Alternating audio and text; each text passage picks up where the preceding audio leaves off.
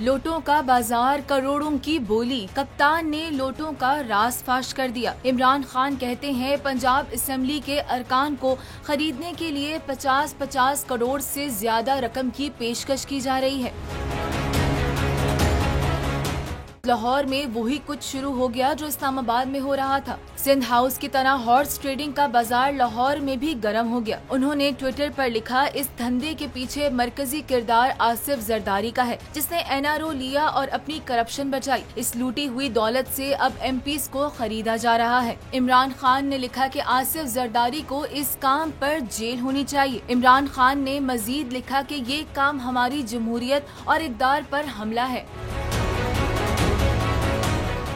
Imported हुकूमत पर फवाद चौधरी ने भी खूब बमबारी की। कहा कि अगर शहबाज शरीफ ने इलेक्शन की तारीख न दी तो उन्हें घर भेजना पड़ेगा। हमारे अरकान को 40-40 करोड़ में खरीदा जा रहा है। 35-35 करोड़ की ऑफर की जा रही है। हमारे अरकान ने उनकी पेशकश को ठुकरा दिया है। ये पैसे जरदारी दे रहे हैं। एमपीएस को 40-40 करोड़ रुपए में जो है वो खरीदा जा रहा है। ये वो विशियस सर्कल है जो पाकिस्तान में आसिफ जरदारी ने मास्टरमाइंड किया। जरदारी साहब ये पैसे को बाप के पैसे नहीं दे रहे, ये सिंध हुकूमत का पैसा है।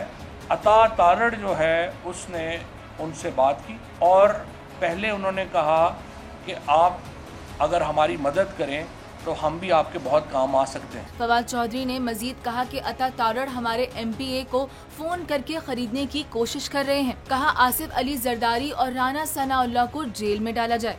हम ये मुतालबा करते हैं तहरीक इंसाफ की तरफ से कि सुप्रीम कोर्ट इस मामले की डिटेल्ड इंक्वायरी करे।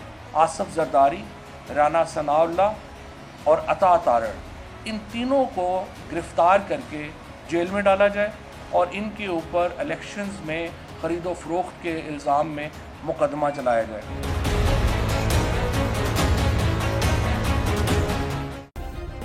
सब्सक्राइब करें और बेल दबाएं ताकि कोई खबर रह न जाए।